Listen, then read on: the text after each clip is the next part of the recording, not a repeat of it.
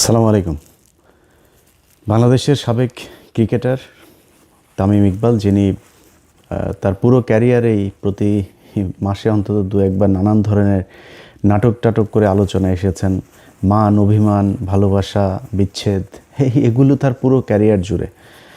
তো সেই ধারাবাহিকতায় গতকালকে আপনারা তার একটা বক্তব্য শুনেছেন। তিনি হঠাৎ করে সারা দেশের, এমনকি আমরা যে সরকারের সমালোচনা করছি সেই সরকারও কি কাহিনী জানি না, তারাও দেখলাম ইন্ডিয়ার এবার এই যে মুস্তাফিজকে তারা কলকাতা নাইট রাইডার্সের হয়ে খেলার থেকে বাদ দেওয়ার কারণে যেই প্রতিক্রিয়া দেখিয়েছে এবং যে পদক্ষেপগুলো নিয়েছে, সেটা খুব ভালো কিছু পদক্ষেপ নিয়েছে। এগুলো মাঝখানেই তিনি এসে বক্তব্য দিলেন যে বাংলাদেশের ভারতে খেলতে যাওয়া উচিত। বাংলাদেশের নাকি 90 থেকে 99% টাকা নাকি আইসিসি তারপরে বাংলাদেশকে দেয়। আপনারা এটার খুব সহজ হিসেবটা যেটা মিলাবেন সেটা হচ্ছে যে বাংলাদেশে যে ম্যাচগুলো হয় এগুলো বাংলাদেশের প্রতিটা দেশেরই ক্রিকেটের জন্য এই যে ম্যাচের যে ফি থেকে বোর্ডকে যে টাকাটা দেওয়া হয়, কিছুদিন আগে আপনারা জানেন যে পাকিস্তানে যখন ক্রিকেট হয়নি সেই দেশে, এই হোম ক্রিকেট বন্ধ থাকার কারণে সেই দেশের কিন্তু ক্রিকেটের বোর্ড যেটা, সেই পিসিবি কিন্তু দেউলিয়া হয়ে যাওয়ার মতো অবস্থা হয়েছিল। অর্থাৎ আইসিসি যদি সব দেশের 90 থেকে 99% টাকা দিত তাহলে পাকিস্তানের এই অবস্থা হইতো না। এই কথাটা পুরোপুরি মিথ্যা কথা। এখন এই মিথ্যা কথা হঠাৎ করে তিনি এসে বললেন কেন, সেটা মূলত আজকের আলোচনা। খেলাধুলা নিয়ে আলোচনা করার সময় নাই, সেটা আলোচনার বিষয়ও না। এটার সাথে বিরাট একটা ষড়যন্ত্র তত্ত্ব জড়িয়ে আছে। আপনাদের কি মনে হয় যে এই যে প্রথম আলো, এই যে ডেইলি স্টার, এই যে উদীচি, এই যে ছায়ানট, এরকম তাদের কিছু শাখা প্রশাখা আছে যেগুলো কিনা ভারতের হয়ে বাংলাদেশে কাজ করে, এরা দেখবেন কিছু হইলেই বাংলাদেশের এই যে ইসলামের বিরুদ্ধে, ইসলাম এবং 71 দুইটাকে সাংঘর্ষিক করে তারপরে এটা নিয়ে তারা নানান বক্তব্য দেশে দেখবেন যে হাজার হাজার ঘটনা ঘটে যাবে, কোনো সমস্যা নাই। হঠাৎ করে তাদের পছন্দ মতো একটা ঘটনা নিয়ে এই যে কিছু নারীবাদী আছে আর এই ওই যে শাহবাগী কিছু এসে চুলচুল বড় বড় তারপরে গাঁজা টাজা খায়, এগুলো এসে এক জায়গায় বসে যাবে। এটা হচ্ছে তাদের নিত্য নৈমিত্তিক রুটিন ওয়ার্ক। এটা কেন করে? কারণ ওইখান থেকে টাকা পয়সা পায়, সেইটা পেয়েই তাদের একটা নির্দিষ্ট রুটিন করে দেওয়া আছে যে এই মাফিক তাদেরকে কাজ করতে হবে, এবং এই কাজগুলো কখন কি করতে হবে সেটাও কিন্তু ওই দেশের সরকার, ওই গোয়েন্দা সংস্থাই কিন্তু তাদেরকে ঠিক করে দেয়। তামিম ইকবালের বিষয়টাকে আমি ব্যতিক্রম কোনো কিছু দেখি না, এটা কোনো বিচ্ছিন্ন ঘটনা। তাকে নিয়ে হঠাৎ করে তাকে দিয়ে কেন বলানো হলো? আমার ধারণা যে এই মুহূর্তে যদি মাশরাফি স্বাভাবিক অবস্থায় থাকতেন, সাকিব থাকতেন, যাদের ক্রিকেটে ব্যাপক জনপ্রিয়তা আছে, এই ধরনের কিছু মানুষ যদি থাকতেন তাহলে তাদেরকে দিয়ে বলাইতো। তো মন্দের ভালো হিসাবে তামিম ইকবাল তিনি আছেন যেহেতু, তাকে দিয়ে কথাগুলো বলিয়েছে। আপনাদের কিছু জিনিস মাথায় রাখা দরকার। তামিম ইকবাল হঠাৎ করে তিনি যে সুরে কথা বলেছেন যে বাংলাদেশের স্বার্থের জন্যই, আপনার বাহ্যিকভাবে শুনে মনে হবে যে এই দেশের ক্রিকেটের জন্য, এই দেশের জন্যই বোধহয় তিনি কথাগুলো বলছেন। আচ্ছা, যদি মনে করেন বাংলাদেশের জন্যই ওনার ক্রিকেটের জন্য এত ভালোবাসা, এত প্রীতি নিয়ে উনি কথাগুলো বলবেন, আপনাদের মনে আছে যে ওনার কথা অনুযায়ী যে বাংলাদেশ যদি এখন বিশ্বকাপ খেলতে না যায় তাহলে বিশাল আকারের ক্ষতি হয়ে যাবে, 10 বছরের জন্য পিছিয়ে যাবে। এই ভারত বাংলাদেশকে এই 2016 থেকে 16-17 থেকে আপনি যদি কয়েকটা এশিয়া কাপ যদি আপনি চিন্তা করেন, বিশ্বকাপে এই ভারতের আম্পায়ার, 2টা এশিয়া কাপ তো আমরা জেতা, 2টা এশিয়া কাপকে তারা হারিয়েছে। সে বিশ্বকাপের জন্য উনি কোনো কথা বলেছিলেন যে ভারত আমাদেরকে হারিয়েছে? যদি সেটা আমরা জিততাম, মনে করেন একটা এশিয়া কাপ থাকার মানে কি, এশিয়ার বাঘ, সে এশিয়ার শ্রেষ্ঠ, এটাই তো তাদের বিশাল ব্যাপার। আপনি 1997 সালে যেদিন, আমি ছোট তখন, কিন্তু আমার এই মনে আছে যে আমি আমার একটা প্যান্ট বানাতে যাচ্ছিলাম আমাদের চুয়াডাঙ্গা জেলা শহরে। তো ওই দিন হঠাৎ করে দেখি, আমি তার আগ পর্যন্ত জানিও না যে ক্রিকেট বলে পৃথিবীতে কোনো খেলা আছে, তার আগের দিন পর্যন্ত আমি জানি না। সবাই দেখছি রেডিও নিয়ে, তারপরে এই কানের মধ্যে নিয়ে তারপরে শুনছে কি একটা যেন ধারাভাষ্যকার কথা বলছে, ফুটবলের মতোই মনে হয়, আমি জানি না কি হচ্ছিল। হঠাৎ করে আমি আবার আসার সময় দেখি ট্রেনের মধ্যে পুরো রং টং মেখে সারা দেশে বিরাট উল্লাস। ওই দিন টেলিভিশন পত্রিকা সব এই বিশ্বকাপ পরের দিন, মানে ওই যে আইসিসি যেটা বাংলাদেশ জিতে বিশ্বকাপে খেলার মর্যাদা অর্জন করলো, আকরাম খান যে অধিনায়ক ছিলেন। তো ওই একটা ম্যাচ আজকে যে বাংলাদেশের ক্রিকেট সেই জায়গায় নিয়ে এসছে। এই এশিয়া কাপের 2টা এশিয়া কাপ যদি বাংলাদেশ জিতত, তাহলে বাংলাদেশ মানসিকভাবে আরও বিশাল আকারে উঠে যেত না সামনে। সেটা নিয়ে তামিম ইকবাল কোনো দিন ভারতকে বলেছে যে তোমরা এই চুরি করো, তোমরা এইভাবেই করো।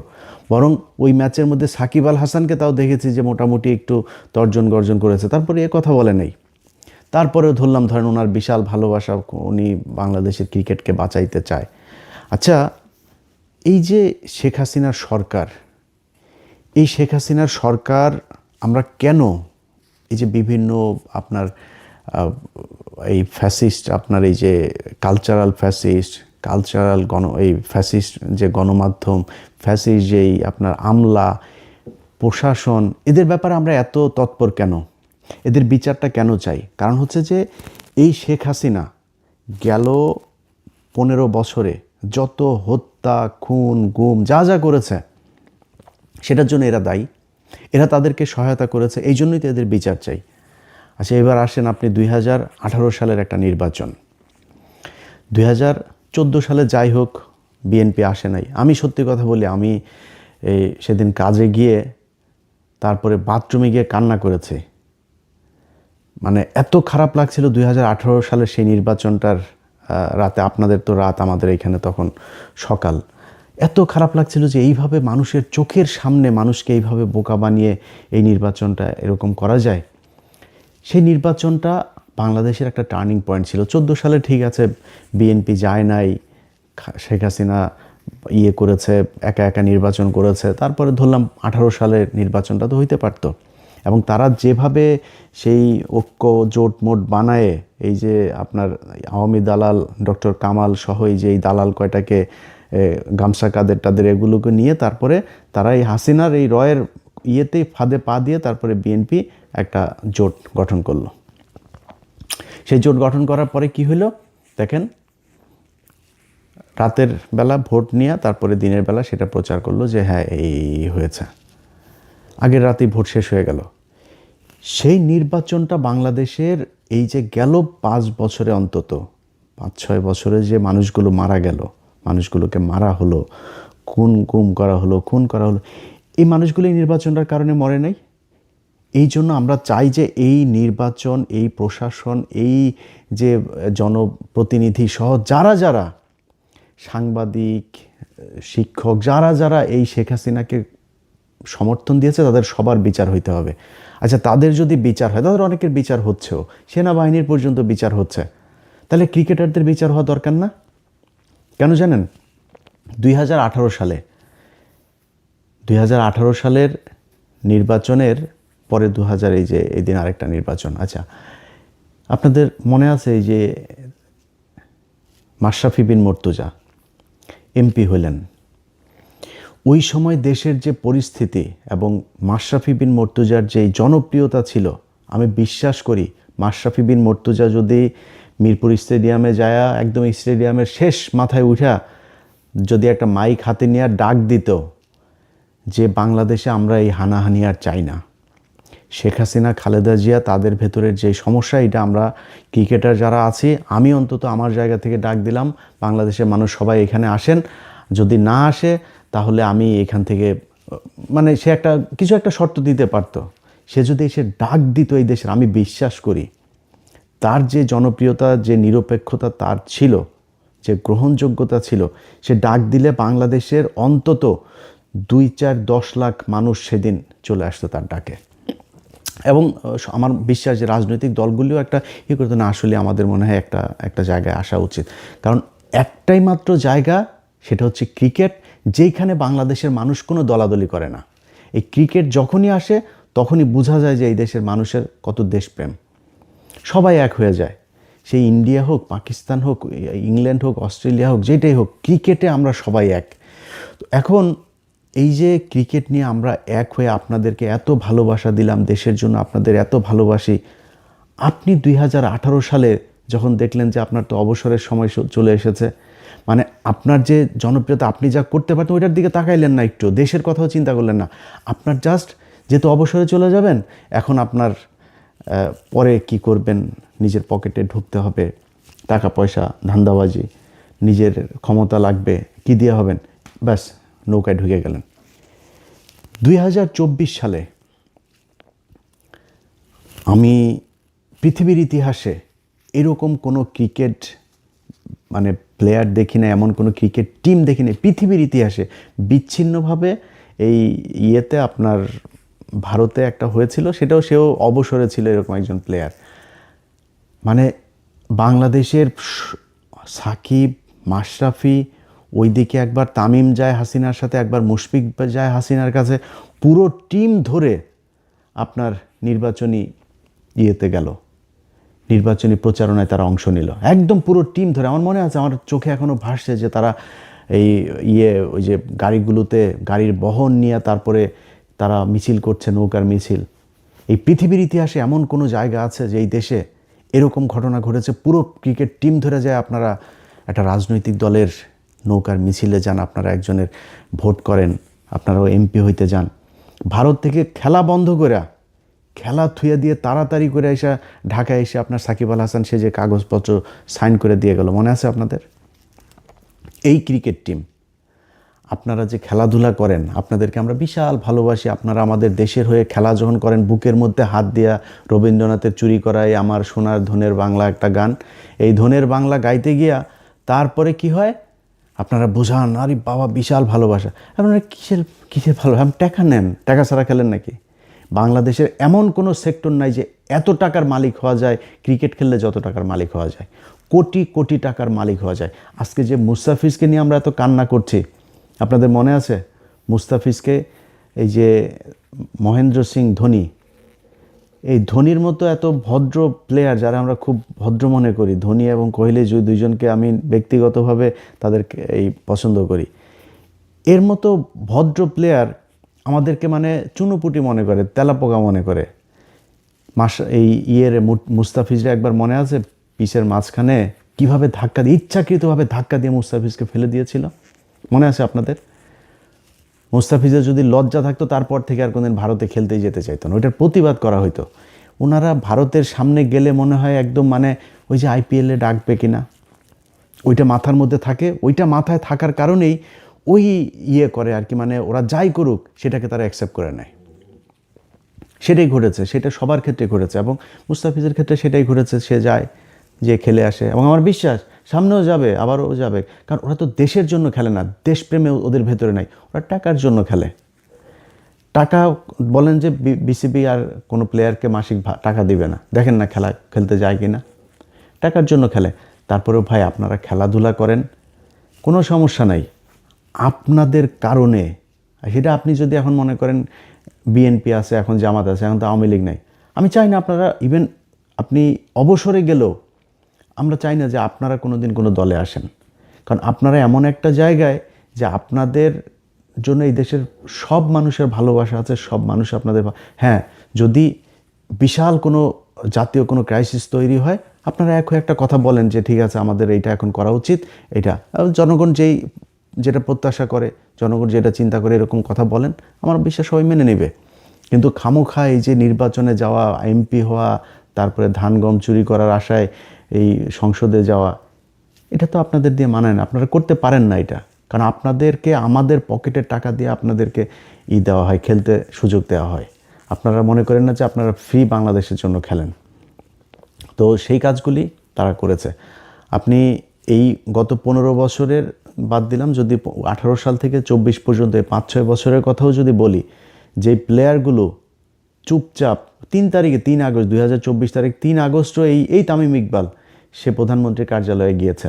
ওই আমার এই ফেসবুক পেজে আমি গতকালকে একটা পোস্টে দিয়েছি, দেখেন সেখানে সে স্বাক্ষর করে গিয়েছে। সেখানে যারা যারা গিয়েছে একটা ওই দিনের যেই লগ শিট সেটা আমাদের কাছে আছে, সেটা আপনি সেখানে সে 3 তারিখে গিয়েছে। 3 তারিখে যাওয়ার মানে কি, আপনি এই জুলাই মাসে যে মানুষগুলোকে হত্যা করা হয়েছে আপনি সেটার পক্ষে কাজ করেছেন, এই জন্য আপনি হাসিনার কাছে গিয়েছিলেন। যারা প্লেয়ার, আর্মি, পুলিশ, ব্যবসায়ী, যারা যারা গিয়েছে শেখ হাসিনার কাছে, শেখ হাসিনাকে ওই ঘটনায় সমর্থন দিয়েছে, তারা সবাই খুনি। এই জন্যে আমরা চাই যে এদের সবার বিচার হওয়া দরকার। আপনি দেখেন এই আসিফ নজরুল উপদেষ্টা হয়েই তারপরে কি বলল, যে আমরা হাজার হাজার এই যে মামলা হয়েছে, হাজার হাজার আসামি করা হয়েছে। আরে বেটা, হাজার হাজার কি, লক্ষ লক্ষ আসামি হওয়া দরকার। কারণ যেই ব্যক্তি আওয়ামী লীগ করেছে সেই হত্যা মামলার আসামি হবে। এখন যে সরাসরি একজনকে খুন করেছে, সরাসরি একজনকে গুম করার সাথে জড়িত ছিল, একজনকে গুলি করেছে, তার শাস্তি এক হবে। যে একটা ওয়ার্ডের সভাপতি ছিল, একজন কর্মী ছিল, ওই বৈষম্য বিরোধী আন্দোলনের ওই ছাত্রদের বিরুদ্ধে ওই পাশে মিছিল করেছে, অবস্থান নিয়েছে, তার বিচার অন্য আরেকটা হবে, সে যদি কাউকে মেরে না থাকে। আর বিচার তো হইতে হবে। এসেই বললেন না, এত মানুষের, এত হাজার হাজার মানুষের বিরুদ্ধে এইভাবে মামলা দেওয়া ঠিক হয়নি, এই কথা যেদিন বলেছে সেই দিন থেকেই এই আসিফ নজরুল আওয়ামী লীগের হয়ে তারপরে কাজ করছে। আওয়ামী লীগ, আসিফ নজরুল এসে এবার আপনার বিশাল আকারের নাকি তিনি আইন বিভাগের নাকি বিশাল কিছু করে ফেলেছেন। তো কি করেছেন হচ্ছে জামিন এখন খুব দ্রুত করা যাবে, আপনার অনলাইনে পেয়ে যাবেন এবং অনলাইন থেকে সাথে সাথে জামিন হয়ে যাবে। জামিন কারা হবে? ওই যে আওয়ামী লীগের ওদেরকে জামিন করার জন্য উনি তাড়াহুড়া করে এটা করেছেন। যদিও এখনও যারা ওই যে আওয়ামী লীগের সময় যেই আলেমরা জেলে গিয়েছিলেন, বিডিআরের লোকজন জেলে আছেন, ওই লোকগুলির জামিনের বেলায় আবার ওনাদের 4 দিন 5 দিন 6 দিন আমি এইখান থেকে দোষণ না দিলে আবার ওনারা ছাড়েন না। কিন্তু আওয়ামী লীগের ক্ষেত্রে কিন্তু গোপনে গোপনে, এই যে দিলীপ আগারওয়ালাকে কেউ জানেও না, অ্যাটর্নি জেনারেল, ওই কায়সার কামাল বিএনপির, আর এই আসিফ নজরুল, এই 3 বদমাইশ মিলা তারপরে দিয়ে দিল, জামিন দিয়ে দিল, চলে গেল। ওনারা না কিছু জানেনই না, কিছুই জানেন না ওনারা, এমনি জামিন হয়ে গেল। এক ব্যক্তিকে দিয়ে, একজন জাজকে দিয়ে আপনার একই আদালতের ভিতরে নিয়ে গোপনে গোপনে গোপনে গোপনে 2 মাসের ভেতরে সব খালাস, চলে গেল সে। ওনারা কিছুই জানেন না। তো এইভাবে ওনারা এই আইন বিভাগের বিশাল আকারের সংস্কার করেছেন, এর বাইরে আর কোনো কিছু করেন। এখনও পর্যন্ত ওই যে আপনার আবুধাবিতে যেই বিপ্লবীরা ওইখানে জেলে গিয়েছিল তাদের করা হয়েছে। প্রথম আলো ডেইলি স্টারের ঘটনায় মানে পোস্ট শেয়ার করেছে, এই জন্য তাদেরকে ধরে নিয়ে যাওয়া হচ্ছে। আর ভাই আমার নামে দেন আপনি সবগুলি মামলা, ওদেরকে ধরেন কেন? এই মানুষগুলোরে কষ্ট দিচ্ছেন কেন? এগুলি ভুলে যাবে এরা, এগুলি ভুলে যাবে, এগুলোর জবাব আসবে। এটার জন্য তো আপনাকে নিশ্চয়ই কিছু না কিছু তো পোহাইতে হবে। সময় সব সময় একরকম যাবে না, এগুলো আমরা দেখছি। তো যাই হোক, এই প্লেয়ারদের যে বিষয়টা, এই গত 15 বছরে যা যা ঘটেছে, এই যে আসিফ নজরুলের হাজার হাজার আসামি হওয়া যাবে না, এই প্লেয়ারগুলো আসামি হওয়া উচিত ছিল। কারণ এরাই 2024 সালের এই যে এই ড্যামি নির্বাচনের, এই স্বামী আর ড্যামি মিলা যে নির্বাচন করেছে, এই ড্যামি নির্বাচনের বৈধতা দিয়েছে এরা। এদের কারণে যখন দিয়েছে তামিমের মতো লোক, মাশরাফির মতো লোক, সাকিবের মতো লোক, এরা হাসিনার কাছে যাচ্ছে, এরা করছে। এগুলো দেখে তো মানুষ যারা আন্দোলন করতে চেয়েছে, যারা হাসিনার বিরুদ্ধে, তাদের মনোবল ভেঙেছে। আর যারা হাসিনার লোক তারা আরও চাঙ্গা হয়েছে, আর আমরা তো আর কি, দেশে তো আর জীবনে কোনোদিন সরকার চেঞ্জ হবে না, এরকম একটা পরিস্থিতি তৈরি হয়েছিল, এদের কারণে তৈরি হয়েছিল এটা। এখন এইসব জিনিসগুলোর পরে তাদের ব্যাপারে ব্যবস্থা নেওয়া হয় নাই দেখেই আজকে এরাই করছে। এই যে মুশফিক, কি সুন্দর, আরে বাবারে বাবা, ওনারা এখন সব প্লেয়াররা মিলে এক হয়েছে, খেলতে যাবেন। ওনারা সব প্লেয়াররা, মানে ওরা খেলতে যাবেন, খেলতে গেলে মাল পাবে, তো মাল পাবে, এই জন্য খেলতে যাওয়ার জন্য পারাপারি শুরু করে দিয়েছে। ওনাদের ভিতরে কোনো দেশপ্রেম নাই। সব কটাই যে কালকে দেখেছেন না, ওই বিসিবির পরিচালক নাজমুল ভাই, আপনাকে স্যালুট। আপনি এই তামিমকে যে ভারতীয় দালাল বলেছেন, ও ভারতীয় দালাল, খালি ভারতীয় দালাল না, ও ভারতের মানে এই চামচা, ভারতের আপনার মানে মাল করে, এই ভারতের টাকা খেয়ে তারপরে এগুলি বলেছে। ভারতীয় গোয়েন্দা সংস্থার লোকও, এই কারণে ও এগুলো করেছে। তো বিসিবিকে চাপ দিচ্ছেন ওনারা খেলতে যেতেই হবে, ওনাদের খেলতে গেলে মাল পাবে, এই জন্য খেলতে যাবেনি ওনারা। কী সুন্দর দাড়ি, এই যে মুশফিকের দাড়ি কী সুন্দর, আর বাপেরও দেখি বিশাল মুরব্বী, বয়স্ক, এই বিশাল পাগড়িওয়ালা মুরব্বী, হুজুর, এত আপনি প্রতিবাদ করা শিখছেন এখন। কই, এই যে 15টা বছর এতগুলো মানুষের যে মারা হইলো, আপনি জানেন না এটা কি মিথ্যা কথা? এই যে আলেমগুলোরে ধরে আপনার মারা হইতো, এই যে পিলখানায় এতগুলো মানুষ মারা হইলো, এই যে হেফাজতের ঘটনা এতগুলো মানুষ মারা হইলো, আপনারা একটা কথা বলেন নাই তো। একদিনে তো একটা দেশপ্রেম দেখাইলেন না যে না এটা করা উচিত না, কি হইতো? আপনি তো খেলাতে আপনি তো মানে অটো চয়েস ছিলেন দলের, আপনারা তো টিম থেকে বাদ দিয়ে দিতে পারতো না, একটা কথা বলেন নাই। এখন আপনি এসছেন বিশাল আকারের এই দেশপ্রেম দেখাইতে আর হচ্ছে গিয়ে নীতি নৈতিকতা শিখাইতে। কারণ কি, খেলতে যেতে হবে। আর ওই যে ইন্ডিয়া থেকে মাল দিচ্ছে, এইটা বলো এইটা বলে ঠিক করো এরকম করো, এই বলে এইটার কারণে তারা এগুলো করছে। এখন তারা খেলতে যেতে চায়, বিসিবিকে নানানভাবে চাপ দিয়ে, নানান নেগেটিভ, নানান মিডিয়াও এখন দেখেন না, মিডিয়াগুলো তো এগুলো সব ইন্ডিয়ান টাকা মালেই চলে, এগুলোর দিয়া এরা এখন একটা তৈরি করতে চাচ্ছে যে না খেলতে যেতে হবে, বাংলাদেশে খেলতে না গেলে বিশাল আকার। আরে বেটা, খেলতে আমরাও যেতে চাই, বাংলাদেশ তো খেলতে যেতে চায়, কেন খেলবে না বাংলাদেশ? বাংলাদেশ যেটা চায় যেভাবে, এটা আন্তর্জাতিক নিয়মের ভেতরে রেখে সেই ক্লোজগুলো দিয়েই তো বিসিবি তাদেরকে চিঠি পাঠিয়েছে যে আমরা এই কারণে তোমাদের এখানে খেলতে যেতে পারছে না, আমার নিরাপত্তার কারণে। আমার একটা প্লেয়ার যেখানে নিরাপদ থাকতে পারে না, ওটা তো জঙ্গি রাষ্ট্র এই ভারত। পৃথিবীর মধ্যে সবচাইতে নিকৃষ্ট জঙ্গি রাষ্ট্র হচ্ছে এইটা। এর দেশে আপনি তো জীবন নিরাপত্তা নিয়ে আসতে পারবেন না। সো আমার সেই কারণ দেখিয়ে আমি চেয়েছি যে আমরা করব না, অথচ তিনার এখন খেলতে যাবেনি। আর খেলতে যাওয়ার এই কারণেই এখন নতুন করে তৈরি করেছেন মিথ্যা কথাবার্তা বলে 90 থেকে 99% টাকা আমাদের আইসিসি দেয়, আমাদের খেলতে না গেলে সব প্লেয়াররা সব ধ্বজভঙ্গ হয়ে যাবে। এই বিশ্বকাপ খেলতে জানলে তো বিশ্বকাপে আপনি মনে করেন নকআউট খেলা একটা ম্যাচ খেলে যখন আউট হয়ে যান তো কী হয়েছে? এরপরের বিশ্বকাপে খেলবেন, এরপরে বিশ্বকাপে কি ভারতে হবে নাকি? পরে হোম সিরিজ খেলবেন, বাইরে যাবেন, সফরে যাবেন, খেলবেন। এর জন্য কি হইলো, কি সমস্যা? এগুলোর ন্যারেটিভ তৈরি করে তারপরে এই ভারতের যে বয়ান সেটাকে আমাদের দেশে প্রতিষ্ঠিত করতে চায়, এর বাইরে কোনো কিছু না। যাই হোক, আমরা এই প্লেয়াররা যেই আমাদের আবেগ নিয়ে খেলে তাদের পয়সার জন্য, এটা আজকে বোঝানোর জন্য